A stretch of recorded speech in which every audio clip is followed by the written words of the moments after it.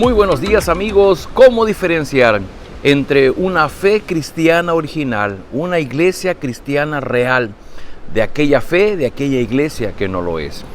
Hoy estamos leyendo en la segunda carta de Pedro, capítulo 2, y leeremos del versículo 1 al versículo 10, pero el punto es este.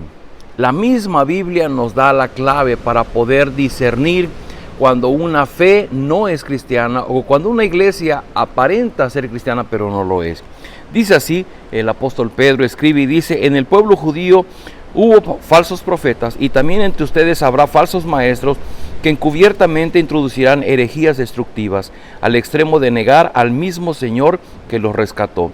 Esto les traerá una pronta destrucción. Muchos los seguirán en sus prácticas vergonzosas y por causa de ellos se difamará el camino de la verdad. Llevados por la avaricia, estos maestros los explotarán a ustedes con las palabras engañosas. Desde hace mucho tiempo su condenación está preparada y su destrucción los acecha.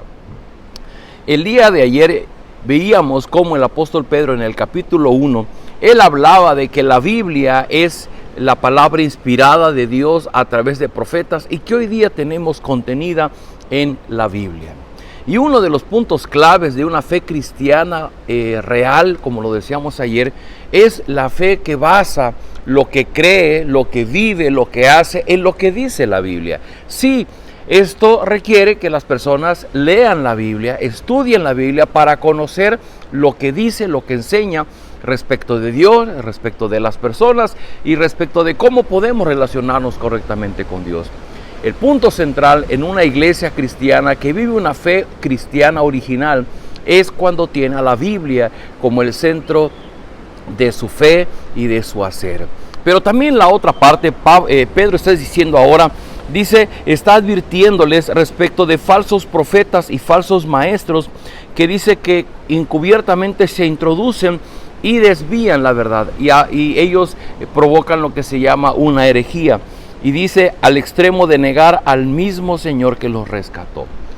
Así como una doctrina básica es el lugar que ocupa la Biblia en el lugar de la iglesia y de nuestra fe, también la otra doctrina fundamental es creer en la deidad del Señor Jesucristo.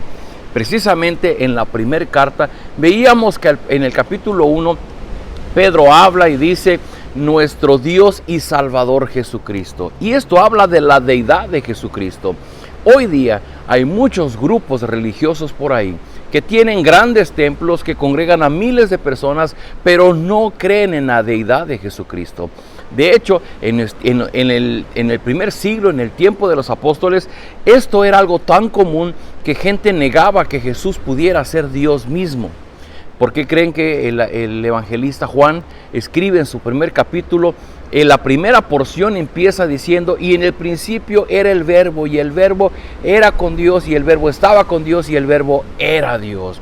Y más adelante, más abajo dice: y el verbo se hizo carne y entró entre nosotros, y vimos la gloria del unigénito Hijo del Padre.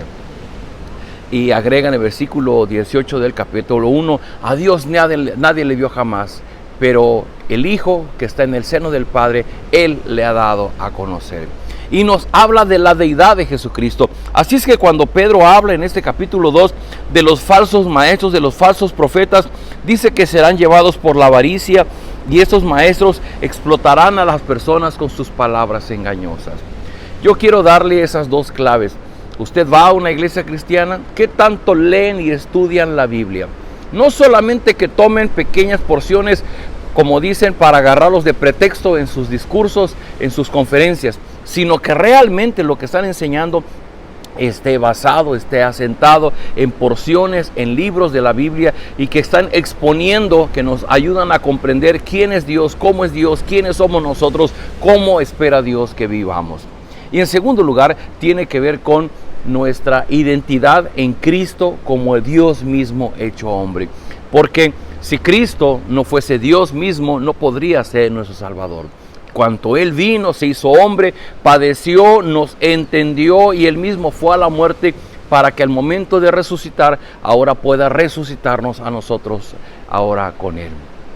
Sigo leyendo para ustedes, dice versículo 4, Dios no perdonó a los ángeles cuando pecaron, sino que los arrojó al abismo, metiéndolos en tenebrosas cavernas y reservándolos para el juicio.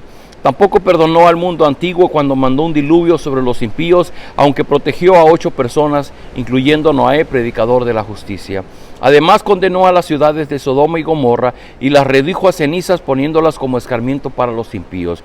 Por otra parte, libró al justo Lot, que se hallaba abrumado por la vida desenfrenada de esos perversos. Pues este justo, que convivía con ellos y amaba el bien, día tras día se sentía que se le despedazaba el alma por las obras inicuas que veía y oía.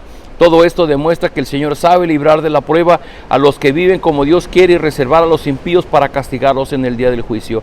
Esto les espera sobre todo a los que siguen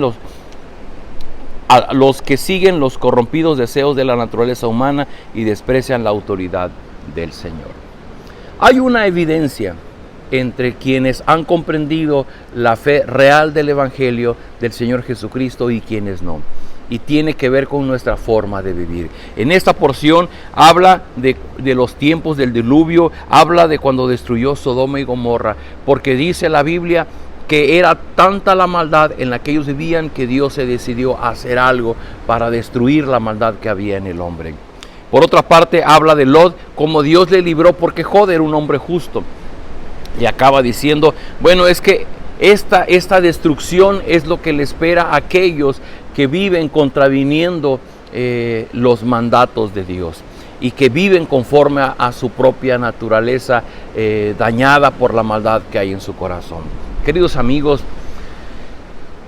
el fundamento de la fe cristiana tiene que ver con la autoridad de la Biblia y con nuestra fe en Jesucristo como Dios mismo hecho hombre para nuestra salvación.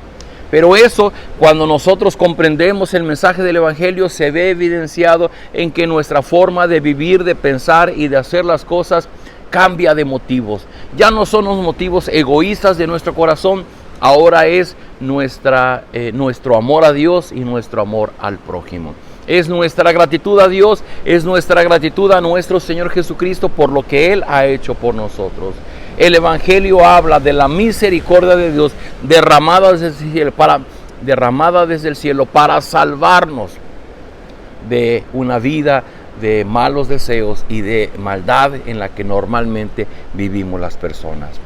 Así que el desafío es en qué estás basando tu relación con Dios, en lo que dice la Biblia, en el entendimiento de Jesucristo como tu Redentor, o estás basando tus creencias en las muchas otras enseñanzas herejes que enseñan las personas por ahí y que basado en nuestras necesidades los expertos en el engaño nos envuelven en sus enseñanzas herejes y nosotros caemos y nos dejamos envolver creyendo cosas de las cuales la Biblia no habla. ¿Estás yendo tú a una iglesia así? Bueno, lee tu Biblia y tú mismo asegúrate que lo que están enseñando ahí sea conforme a la Biblia. Y si no, busca una iglesia que enseñe la verdad del Evangelio. Oremos. Padre, gracias por la enseñanza del apóstol Pedro y porque nos advierte de los falsos profetas, de los falsos maestros que enseñan herejías y que se aprovechan de la necesidad de las personas. Pero Señor, ayúdanos a comprender cómo el verdadero evangelio está fundado en la revelación tuya a través de la Biblia y cómo el centro de nuestra fe hacia ti tiene que ver con Jesucristo como nuestro Salvador, Dios mismo hecho hombre para nuestra redención. Te ruego, Señor, por las personas que miran este video, que tal vez es la primera vez que están escuchando algo así, te ruego, Señor, abre sus ojos, permíteles ver la verdad que hay en tu palabra. Permite que puedan tener una Biblia, que al leerla puedan comprender el mensaje del Evangelio y la salvación llegue a sus vidas. Te ruego, Señor, bendícenos en este día, en el nombre de Jesús. Amén. Queridos amigos, nos vemos el día de mañana.